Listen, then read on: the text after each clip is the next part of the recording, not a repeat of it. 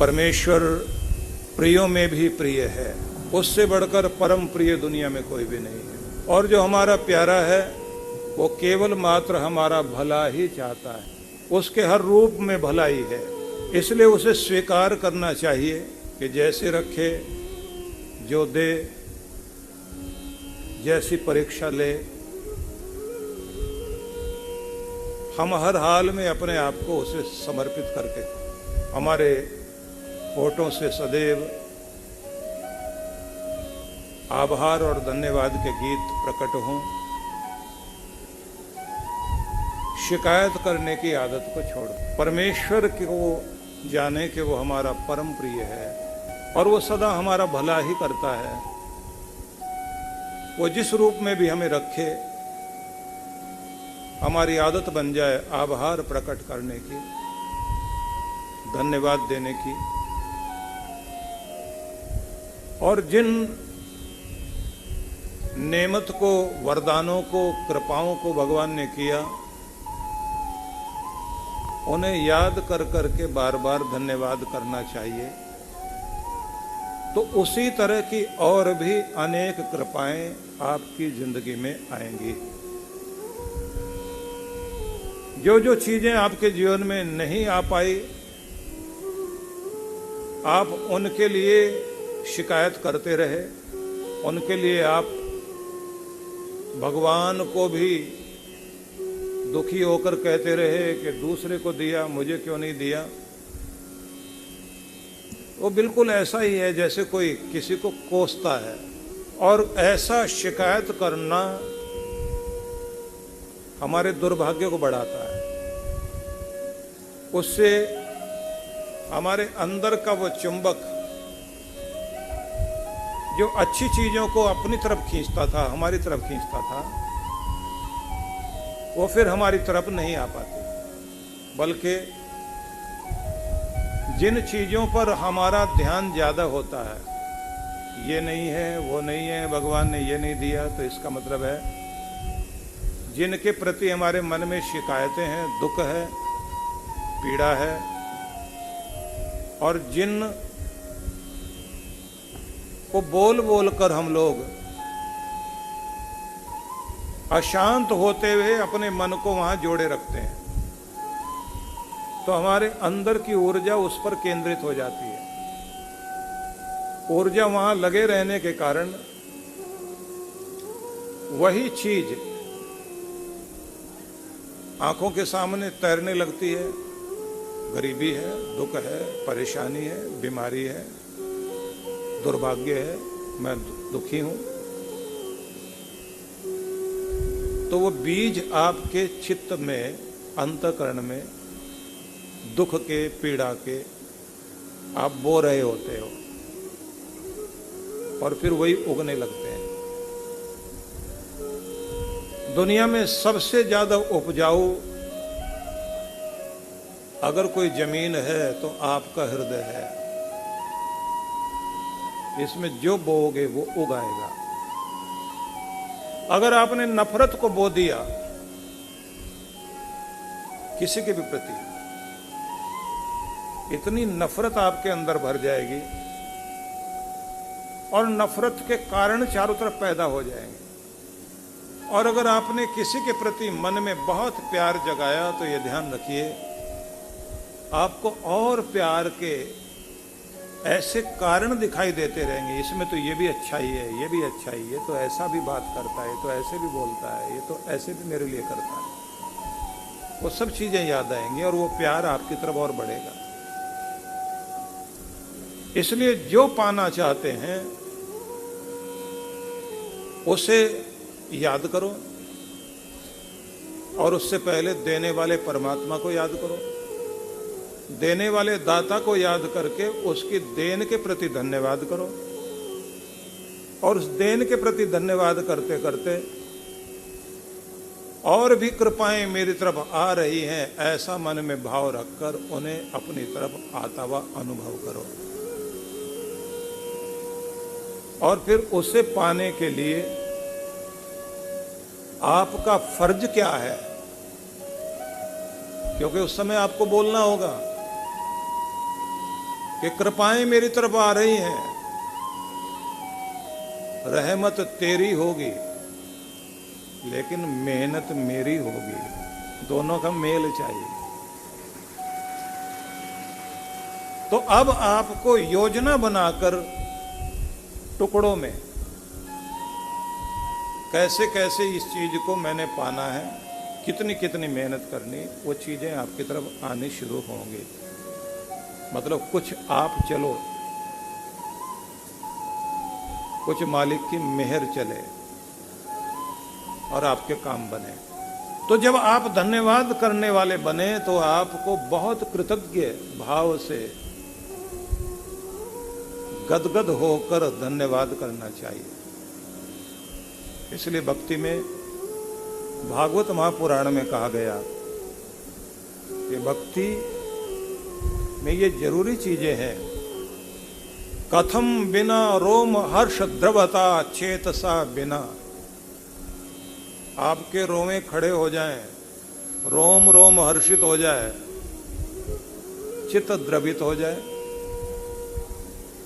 बिना आनंद अश्रु कलया शुद्धयो भक्त्या बिना आशय, आंखों से आंसू बहने लग जाए, रोमांच पैदा हो जाए, चित्त पिघलने लग जाए, भावनाओं का उद्रेक आपके अंदर आने लग जाए और नाम सिमरन करते जप करते करते आप जैसे रुआंसे हो जाएं या बहुत आनंद में आ जाएं, गला रुंध जाए, होठ न हिल पाए लेकिन हृदय बोल रहा हो कि तू कितना कृपालु है। बस यहां से वो फ्रीक्वेंसी तैयार होती है जो ऊर्जा के उस स्तर को लेकर आती है कि उसी फ्रीक्वेंसी पर वे चीजें आपकी तरफ आनी शुरू हो जाती हैं जो परमात्मा की फ्रीक्वेंसी पर चारों तरफ फैल रही है। मतलब चारों तरफ ऊर्जा फैली हुई है। कितना जबरदस्त काम करती है। आपका मंत्र जाप होता है, इधर से उसकी तरंगे, रेडियो तरंगे निकलती हैं, प्रकाश चलता है ना, 1 सेकंड में 1,86,000 मील, किलोमीटर नहीं मील, 1,86,000 मील की गति से 1 सेकंड में प्रकाश चलता है। वैसे रेडियो तरंगे, प्रकाश, ध्वनि और दृश्य की तरंगे 1 सेकंड में जैसे ही इधर से भेजी गई, 1 सेकंड में पृथ्वी के 7 चक्कर लगा देती है वो 1 सेकंड में। मतलब यहां से किया इतनी देर में 7 चक्कर काट दिए उसने। इसलिए अगर यहां बोला जा रहा है और कुछ प्रकट किया जा रहा है, दिखाया जा रहा है, तो अमेरिका में भी साथ साथ देख सकते हैं। आप टीवी पर देखते हैं ना, यहां से प्रसारण हो रहा है तो आप अगर उत्तर काशी में बैठे हैं और दूसरा कोई काशी में बैठा है और इधर कोई मद्रास में बैठा है, सब प्रसारण एक साथ देख सकते हैं। ज्यादातर आदमी दुख की घड़ी में पहुंचते पहुंचते, परीक्षा में पहुंचते पहुंचते इतना घबरा जाता है, शिकायत से भर जाता है। धन्यवाद की तो बात क्या, रोना, गुस्सा, चीखना, चिल्लाना, अपने को भी कोसेगा, अपनों को भी कोसेगा, भगवान को भी कोसने लगता है। तो ऐसे ही एक ज्ञानी व्यक्ति जो ज्ञान की साधना करता था, बहुत अच्छा कवि था, उसके जीवन में परीक्षा की घड़ी आई, बड़ा दुख आ गया। दुख आ गया तो भगवान को भी भूल बैठा। उसकी पत्नी बहुत भक्त थी, वो बार बार कहती थी कि आप अपने स्वरूप को भूल रहे हो। आपके पास कविता एक बहुत बड़ा माध्यम है, कोई कला से भगवान तक पहुंचता है, कोई सेवा से पहुंचता है, कोई नाम जपने से पहुंचता है, कोई धन की सेवा करके पहुंचता है। जो जो जिसके पास है उसी के जरिए भगवान के निकट होना चाहिए। आप अपने कला से भगवान के भजन लिखो, गीत गाओ उसके, और वो मालिक कृपा करेगा। अब सुनते ही उसको गुस्सा आ गया। वो कभी बोला कि मेरी जिंदगी में कुछ तो ऐसा हो जिसके प्रति मैं कृतज्ञ होकर भगवान के धन्यवाद के गीत गाऊं। पत्नी ने कहा चलो दर्द भरे गीत ही सही, भगवान के प्रति वेदना में आकर कुछ तो गाओ। उसने कहा मन नहीं करता। पत्नी ने कहा फिर जो भगवान के बंदे हैं ना, जिनके ऊपर उसकी मेहर है, उनके नजदीक जाओ। इसने कहा मैं शिव को मानता था और वो बहुत जल्दी प्रसन्न होते हैं, लेकिन मेरे ऊपर नहीं हो रहे हैं। पत्नी ने कहा शिव को मानने वाले किसी राजा के पास चले जाओ। बोले राजा के पास जाएं मांगने, भिखारी समझ के थोड़ा बहुत दे करके वापस भेज देगा, अपमान और हो जाएगा। पत्नी ने कहा कि भगवान शिव को मानने वाले और उनके लिए एक शिवलिंग भी स्थापना की, वह है राजा भोज। भोपाल में आप जाए ना, भोपाल के पास है धारा नगरी, वहां राजा भोज राज करते थे और वो भोजपाल जगह थी, बाद में भोपाल हो गई। तो कहा आप उनके पास चले जाइए, और जब आप वहां जाएंगे तो कृपा तो शिव ही करते हैं ना। आप जाओगे दरबार में राजा के, लेकिन राजाओं का राजा तो भगवान है, वो शिव कृपा करेगा आपके ऊपर। लेकिन याद रखना, जाना है तो गुरु के दर पर, बेटी के घर पर और भगवान के मंदिर में। खाली हाथ कभी नहीं जाना चाहिए, नहीं तो खाली रह जाओगे। कुछ लेके जाओ, भर के आओगे। तो इसने कहा कुछ है ही नहीं। तो इसके आंगन में गन्ने बोए गए थे, तो गन्ने के पौधे वो उगे हुए थे। तो इसने कहा कि दिवाली पर पहले लक्ष्मी माता का भोग लगाया जाता है, उसके बाद गन्ने खाए जाते हैं। बोले हो सकता है लक्ष्मी पहले ही आपके घर आ रही है, एक गन्ने का पौधा काटिए और गन्ने के टुकड़े करके एक सुंदर से कपड़े में जो अपने घर में है उसमें बांधकर राजा के पास लेकर जाओ और ये कहो इस धरती की मिठास जो भगवान ने धरती से प्रकट की है वो लेकर आया हूं, इसलिए आया हूं कि मेरी जिंदगी को मधुर बना दो। तो ये जाके उनको दे देना, राजा भोज खुश हो जाएंगे। अब जोश तो आ गया बेचारे को, करता क्या। एक पोटली में गन्ने के टुकड़े बांधे और एक डंडे में अपने और कपड़े भी, पोटली में गन्ने भी, वो सब बांध करके ये चला। चलते चलते जब भोज नगरी में पहुंच गया, पूछा राजा भोज से मिलना है। बोले उनसे मिलना इतना आसान नहीं है।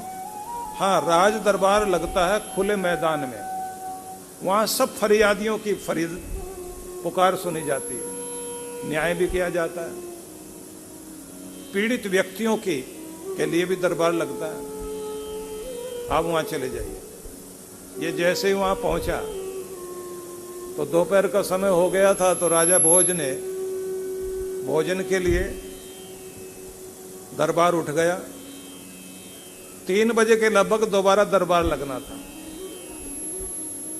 अब 2 घंटे का समय 1 बजे पहुंचा होगा बेचारा। एक पेड़ के सहारे बैठ गया और बैठे बैठे नींद आ गई।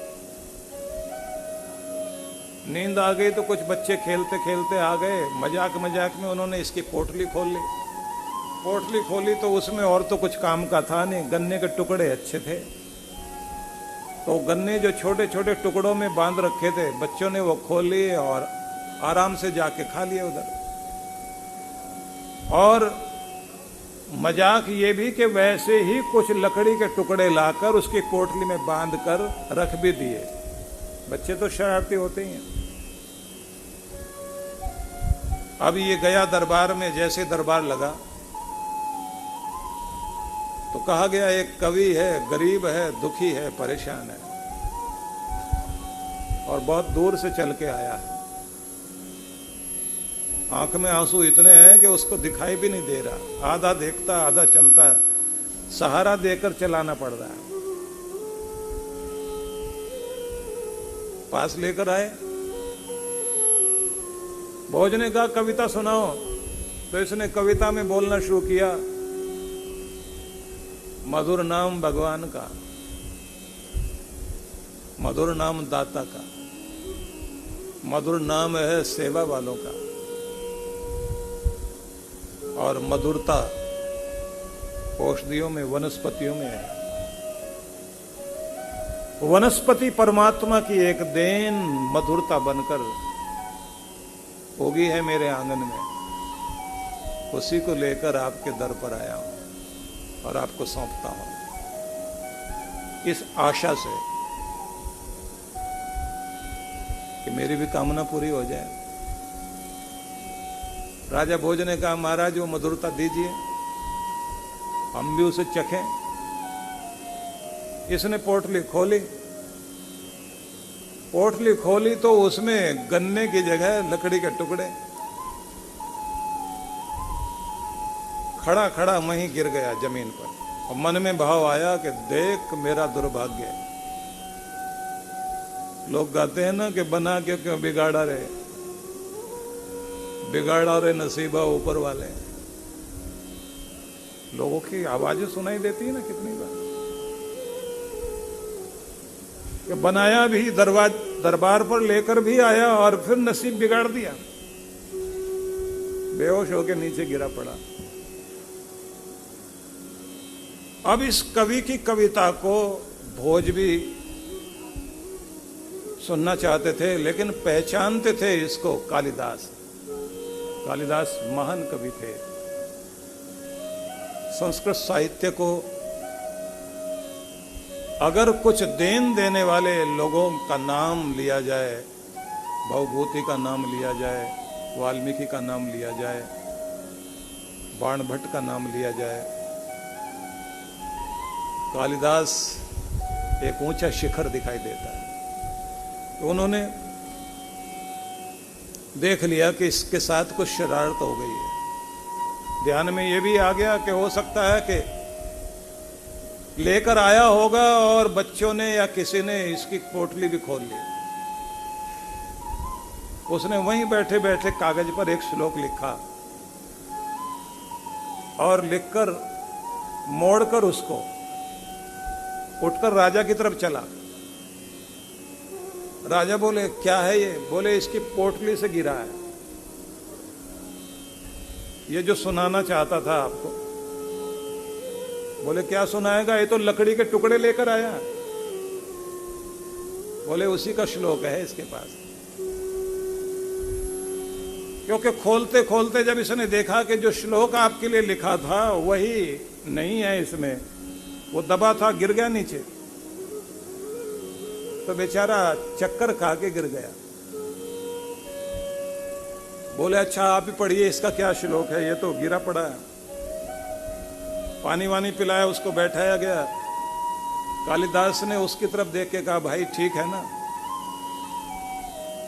जो तुम्हारी भावना है उसको मैं अपनी आवाज देता हूं, मैं बोलता हूं उस बात को। हाथ जोड़ के वो कवि बैठा हुआ। कालिदास ने कहा ये कहता है कि एक शिव जी को मानने वाला, और शिव जी से भी जिसने लड़ाई लड़कर भिड़ गया था वो था अर्जुन। खांडव प्रस्थ में अपने तीरों से आग लगा दी थी उसने और उस वन को जला दिया था। और शिव का ही एक रूप हनुमान अन्यायी का अत्याचार देखने के बाद अपनी पूंछ में आग लगाई, लंका को जला दिया। और एक मेरे शिव साधना करने वाले लोगों के साधना में भंग डालने वाले कामदेव को जब उसने देखा तो अपनी भ्रुकुटी से आग प्रकट की, कामदेव को जलाकर राख कर दिया। जलाने वाले लोगों की चर्चा सुनी है, अर्जुन की चर्चा सुनी, हनुमान की सुनी, शिव की भी चर्चा सुनी, पर इस दुनिया में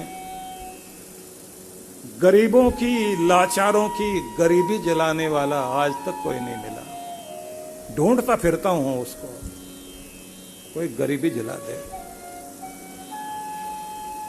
ढूंढता फिरता हूं कि कोई आंसुओं को पहुंच ले, इसलिए लकड़ी के टुकड़े लेकर आया हूं कि जलाए कोई, आग लगा दे कोई इसको। सुनना था, भोज खड़े हो गए, आंख में आंसू, और गदगद होकर उन्होंने कहा, इतनी बड़ी प्यारी कविता,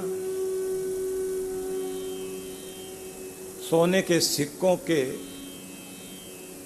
3 थैले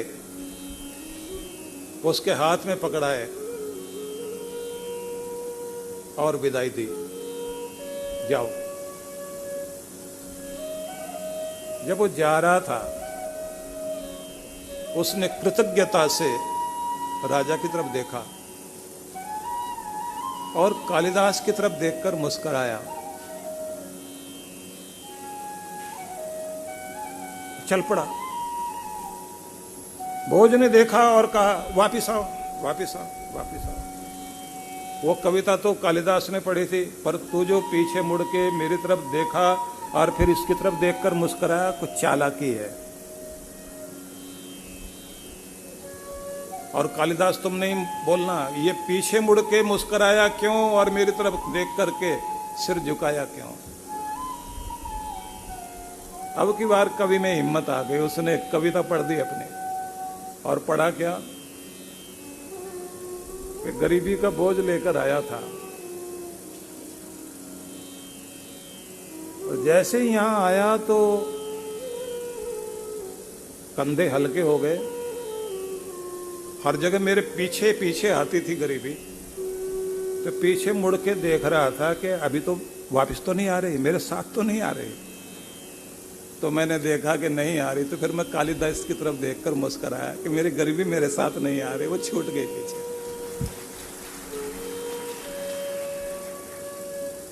अब की बार भोज का ताली बजाने का नंबर था,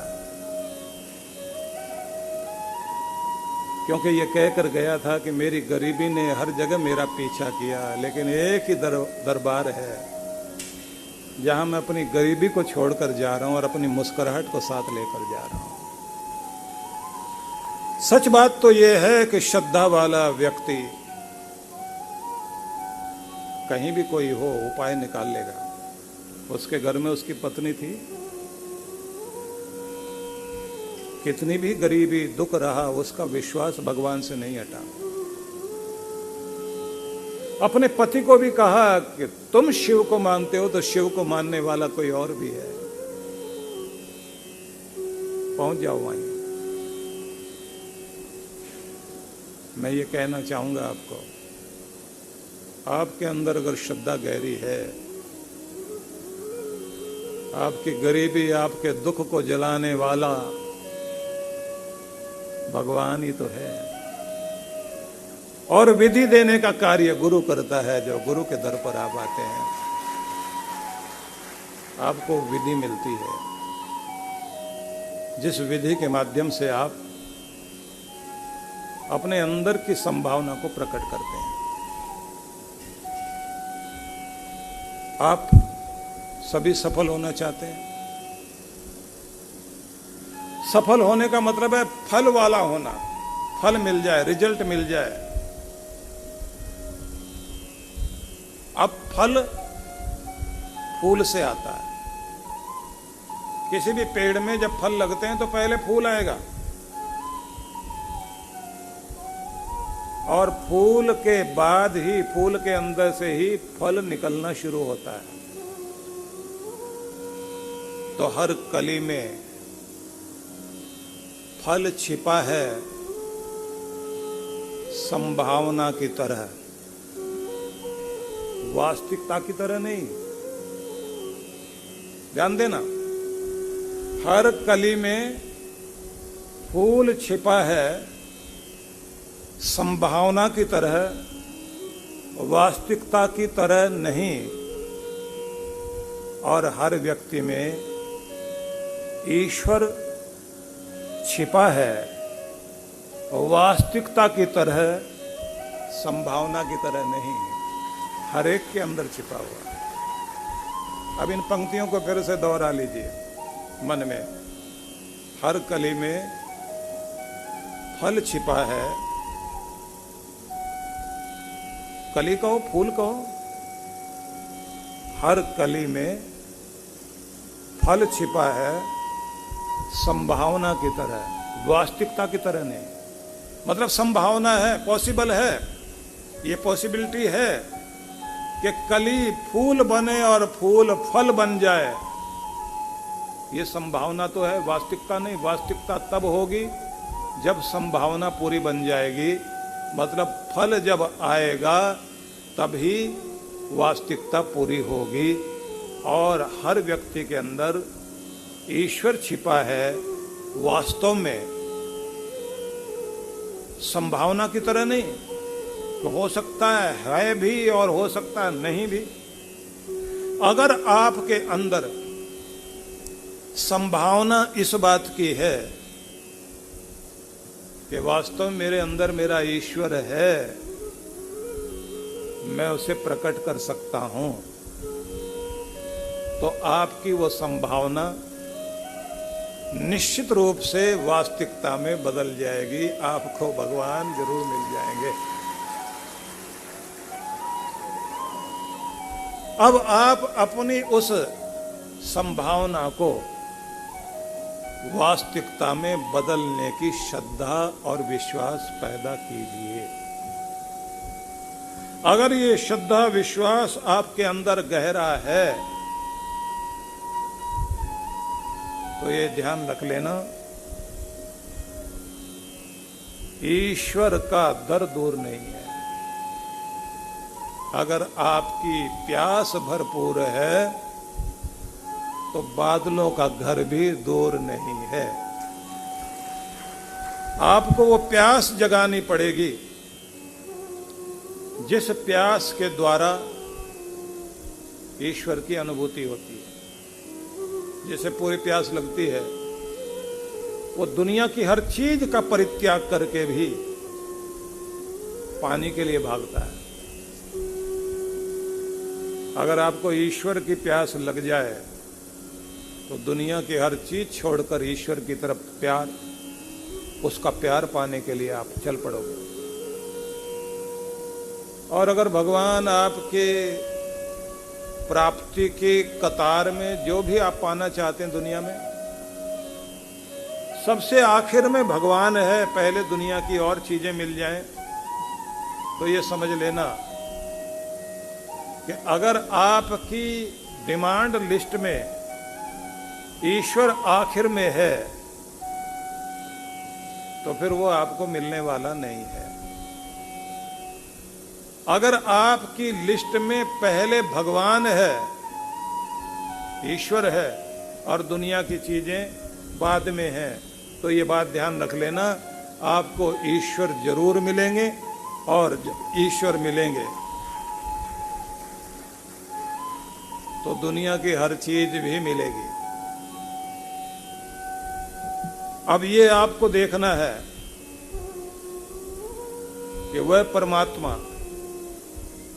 जिसको शुद्धम अपाप विद्धम असनाविरम, नस नाड़ियों से रहित कहा गया, शुद्ध कहा गया, या जिसको कहा गया है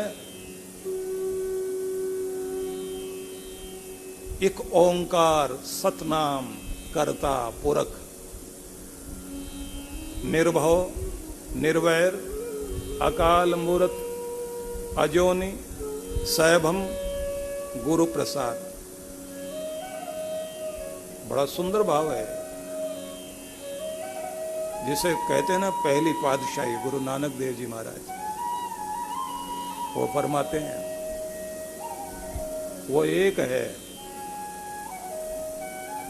एक ओंकार, वो एक है और ओंकार स्वरूप है, उसका स्वरूप ओंकार है, ओम ही है। वो एक है, ओंकार स्वरूप है, सतनाम, और वही सत्य है, उसका नाम सत्य है। कर्ता पुरख, वही कर्ता है। इस पूरी सृष्टि का जो पुरुष है, इसमें जो बसता है कर्ता धर्ता, वो एक ही है, अकाल मूरत, कालातीत है वो, अजोनि, यहां कहा गया किसी योनि में नहीं आता, मतलब शरीर रहित, सैभम, स्वयंभू है। अब पूछा गया कि वो मिलता कैसे है, बस यहां आकर एक शब्द कहा गया, गुरु प्रसाद। वो गुरु की कृपा से ही मिलता है, बाकी और तरीके से नहीं मिलता। मतलब उसे पाना चाहते हो तो गुरु कृपा जरूर होनी चाहिए। और यहां एक शब्द बीच में मैंने छोड़ा जानबूझ के आपको समझाने के लिए कि आखिर में बताऊंगा, निर्वैर। जब कहा गया ना कर्ता पुरख, तो निर्वैर उससे पहले निर्भव, भय रहित। दुनिया में जितने जीव जंतु हैं सबको डर लगता है, हर कोई डरता है, बड़ा हो छोटा हो, गरीब हो अमीर हो, राजा हो रंक हो, डरते सब हैं।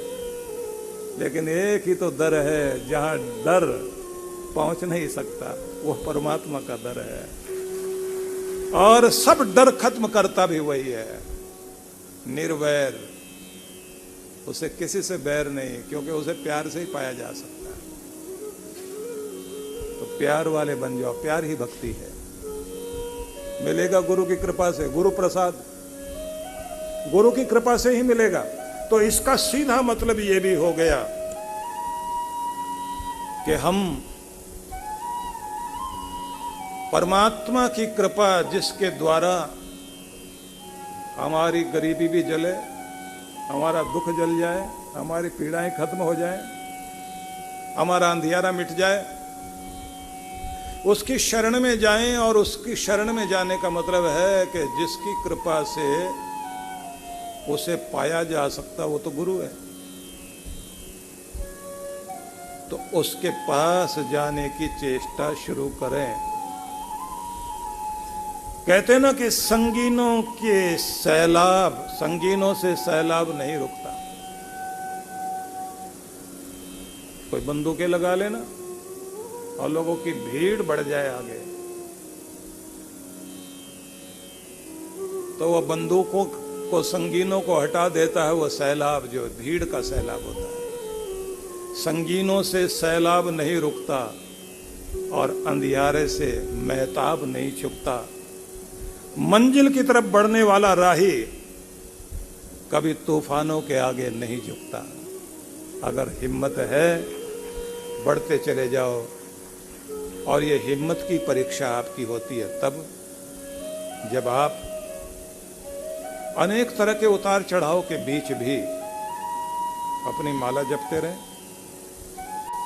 अपनी सेवा करते रहें, प्रभु के धन्यवाद करते रहें, अपने माथे पर शांति और चेहरे पर मुस्कुराहट रखकर आगे बढ़ते रहें, और ये भरोसा रखें कि कभी दिन गर्मी के होते हैं और कभी दिन बरसात के होते हैं। मौसम बदलते रहेंगे, ना मैं बदलूं, ना मेरी श्रद्धा बदले, ना मेरा विश्वास बदले।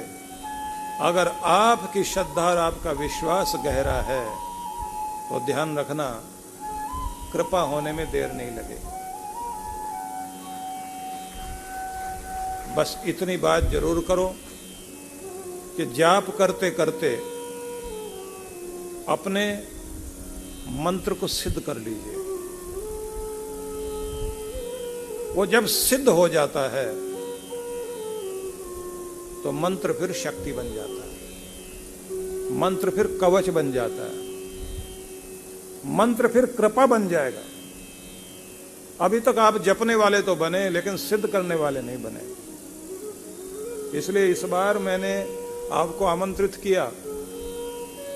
दिल्ली शहर के बीचों बीच हम लोग कार्यक्रम करते थे, तो मैंने सोचा कि आपको वहां बुलाऊं जहां लगातार जाप चलता है। हमारे गुरुकुल के पाठी पाठ करते हैं, जहां हर दिन शिव पूजन चलता है, जहां ओंकार कुटिया में ध्यान होता है, जहां कल्प वृक्ष के समक्ष बैठकर झोली फैलाकर भक्त लोग अपनी कामनाएं पूर्ण करते हैं, जहां पशुपतिनाथ भगवान का स्थान है और जहां गुरु का धाम है। तो मेरी इच्छा थी कि मैं वहीं आपको बुलाऊं, अपनी इस तपोभूमि में, इस आनंद भूमि में। कैलाश यहाँ है और मानसरोवर भी यहीं है। इस बार आप नया रूप देख रहे होंगे कैलाश शिखर का। और अभी डॉक्टर अर्चिका भी कैलाश पर्वत से होकर आई है। और जो लोग कल से मंत्र सिद्धि साधना में बैठेंगे, कैलाश का जो गौरी कुंड का जल है उससे सबसे पहले उनका अभिषेक किया जाएगा, फिर जाप शुरू होगा, फिर सिद्धि साधना सिखाई जाएगी। और मैं ये कहूंगा, जैसे डॉक्टर अर्चिका ने आपको बताया था ना कि प्रार्थना में बड़े बड़े शब्द की इतनी आवश्यकता नहीं होती जितनी प्रार्थना की आवश्यकता होती है। लियो टॉलस्टॉय की एक कथा उन्होंने सुनाई थी कि 3 गुफा में बैठकर उस मालिक का नाम जपने वाले भक्त थे, जिनके प्रार्थना को सुन सुन करके दुनिया भर की भीड़ इकट्ठी होती थी। और लोग कहते थे कि इन लोगों के नजदीक बैठने से भी शांति मिलती है, इनके पास बैठने से कामना पूरी हो जाती है, इनके पास बैठने से नाम जपने को इच्छा जागृत होती है। बड़ी कीर्ति सुनी और एक चर्च का प्रिस्ट, पुजारी कह लीजिए,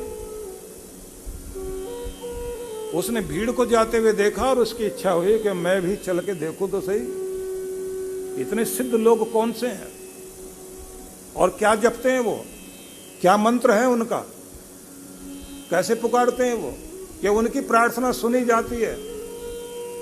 लोग उनकी तरफ आ रहे हैं और मेरे चर्च की तरफ नहीं आ रहे हैं लोग, मतलब मेरा धर्म स्थल खाली और वहां लोग जमा। वो चलता हुआ गया। अब लाव लश्कर के साथ जैसे वो पहुंचा, भीड़ उनको देखकर बीच में से हट गई। जैसे ही ये नजदीक पहुंचा, वो तीनों बेचारे भोले लोग उस समय यही बोल रहे थे, जैसे बताया था ना, क्रिश्चियन लोग ट्रिनिटी को मानते हैं। अब वो चर्चा नहीं करता मैं यहां। उसमें ये वो बोल रहे थे कि तू 3 रूप वाला है।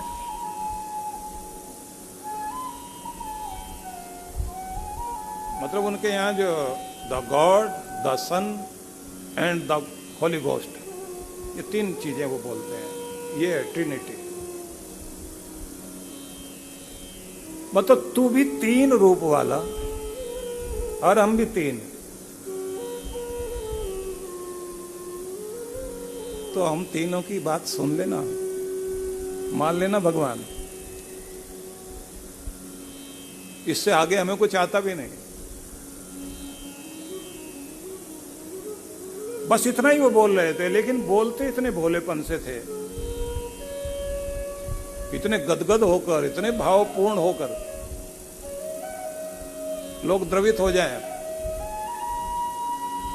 अब उस पुजारी ने प्रार्थना उनकी सुनी और सुनते कहा, ये प्रार्थना है? मैं इतनी प्रार्थना कराता हूं, इतने समय से प्रार्थना कराता आ रहा हूं, दुनिया को प्रार्थना करना सिखाता हूं, एक तुम मूर्ख, तीनों के तीनों मूर्ख बैठे हुए, तुम भी 3 हम भी 3, भगवान सुनो हमारी प्रार्थना, ये प्रार्थना है? उन तीनों ने माफी मांगी और कहा हमें प्रार्थना करनी नहीं आती, पर सीखना चाहते हैं, आप सिखाओ। अब इसने एक प्रार्थना बोले ये प्रार्थना हमें लिख के दे दो, किसी से पढ़वा लेंगे। इसने जल्दी जल्दी में लिख दिया। अब दूसरे से पढ़वाएं, उससे पढ़ा नहीं जाए। अब तीनों एक दूसरे से कहते तू बता क्या बोला है, क्या बोला।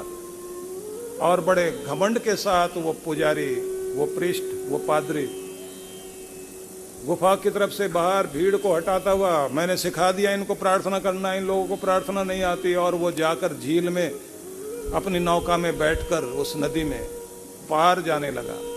अब नौका में बैठ के जैसे वो पार जा रहा था, ये तीनों भीड़ से पूछते हैं इसने क्या सिखाया था, हम भूल गए भाई, काम की बात सिखा के गया वो। और वो ऐसे ही झील में भागे नंगे पांव, पानी पर पांव रखते हुए जा रहे हैं। पानी पर चलते हुए देखकर भीड़ हैरान, और मुंह से वही निकल रहा, हम भी 3 तू भी 3, हमारी प्रार्थना सुन ले। और ऐसे बोलते बोलते वो तेजी से भागते हुए वहां पहुंच गए जहां नौका उसकी जा रही थी। नजदीक जाके वो तीनों बोले, सुनना जरा सुनना, वो जो आप प्रार्थना करा के आए थे वो तो हम भूल गए, दोबारा याद करा दो। अब उसने जो ध्यान से देखा, ये तो पानी पर चलते हुए आ रहे हैं, इनका तो मंत्र सिद्ध हो गया और मेरा मंत्र सिद्ध नहीं हुआ, इनको तो भगवान अपने हाथों पर लेके चल रहा है। ये पानी पर नहीं चल रहे, ये भगवान के हाथों पे चल रहे हैं। भगवान ने नीचे हाथ रखे हुए हैं, उस पर पांव रखते हुए जा रहे हैं। पादरी ने कहा आप लोग किनारे पहुंचिए, मैं वहीं आता हूं। ये पुजारी वहां पहुंच गया नौका चलाते हुए, उससे पहले ये जाके वहां किनारे खड़े। हाँ महाराज बताओ। ये नीचे बैठा घुटनों के बल और सिर झुका के बोला, मैं अपनी सारी प्रार्थनाएं भुलाता हूं, तुम्हारी याद कर लेना चाहता हूं, तुम अपनी प्रार्थना याद करा दो, क्योंकि मुझे तो जमीन पर भी चलना नहीं आया, तुझे तो पानी पर भी चलना आ गया, तो इस झील को पार कर गया, तो भव सागर के पार जाने का रास्ता तुझे तो मिल गया, मुझे भी दिला दो। तीनों बहुत जोर से हंसे, हरास करके बोले, पहले भी गलती कर रहे थे, अब फिर दोबारा गलती करने लग रहे हो। बोले क्या? कि पहले गलती कर रहे थे, रटी हुई प्रार्थना बोलते थे, दिल से नहीं निकलती थी, अब फिर वही प्रार्थना बोलना चाहते हो, रटी भी, दिल से निकलने दे प्रार्थना, आंख से आंसू बहने दे, सुन लेगा वो। प्रार्थना में शब्दों की जरूरत नहीं, भावनाओं की जरूरत है, सुनता है वो। मैंने भी आज से लगभग 35 साल पहले पढ़ा था लियो टॉलस्टॉय को। मैं मुझे याद आ गया इनको सुनने के बाद टॉलस्टॉय की बात, और वही प्रवचन तो मैं कुछ और सुनाना चाह रहा था, इसलिए वही भाव मेरे अंदर भी शुरू से जागे कि गदगद भाव से जब तुम पुकारोगे वो सुनता है। तुम्हारे शब्द कैसे भी हो सकते हैं, पर तुम्हारी भावना कैसी नहीं, बहुत अच्छी होनी चाहिए, वो भावना वहां तक पहुंचती है। इसलिए ये प्रार्थना करूंगा, गुरु जब विधि देता है, विधान देता है, तो उस विधि विधान में वो आपको वो तरीका भी सिखाता है कि कैसे आप द्रवित हो सके, पिघल सके। निश्चित ही ये क्षण है आपके, जब आप लोग भगवान से क्षमा याचना करेंगे। दोनों हाथों को ऊपर ले जाइए और कान पकड़िए अपने पहले, और कान पकड़कर अपनी सारी गलतियों के लिए, मैं भी पकड़ रहा हूं क्योंकि हर कोई गलती का पुतला है। मन मन में सोच लिया, जाने में अनजाने में किसी को भी किसी भी तरह से हमारे किसी भी कर्म के द्वारा कष्ट पहुंचा हो, दुख पहुंचा हो, किसी को रुलाया हो, तड़पाया हो, किसी का हक छीना हो, सबके लिए क्षमा याचना करते हैं। भगवान हम सबको माफ करे, हमारे गुनाहों को माफ करे। मंत्र बोलेंगे, ओम परोपेहि मनस्पाप किम शस्तानि संससि। मेरे मन में उठने वाले पाप समूह मुझसे दूर हट, क्यों मुझे गिराने के लिए आया है। माफी मांग लीजिए भगवान से, और आगे अपनी गलतियों को कभी नहीं दोहराएंगे। भगवान हमें माफ किया जाए। अब बोलिए, ओम अग्ने व्रतपते व्रतम चरिष्यामि। हे प्रभु, मैं संकल्पित हूँ, मन में जो संकल्प धारण किया है मैं उसको पूरा करूँगा, मुझे शक्ति दो। अब दोनों हाथ जोड़िए और भाव से आपने मांगना है, ओम देहि सौभाग्यम आरोग्यम देहि में परमम सुखम रूपम देहि जयम देहि यशो देहि दिशो जहि। हे प्रभु, हमें आरोग्य दो, सौभाग्य दो, परम सुख दो, सुंदर स्वरूप दो, उत्तम व्यक्तित्व दो, यश दो, सफलता दो, जीत दो, अनंत प्रेम दो, सभी का कल्याण करो। ओम शांति शांति शांति। तो भगवान करे आप सबकी मनोकामना पूर्ण हो, सबकी झोलियां भरें, सबके कष्ट मिटें।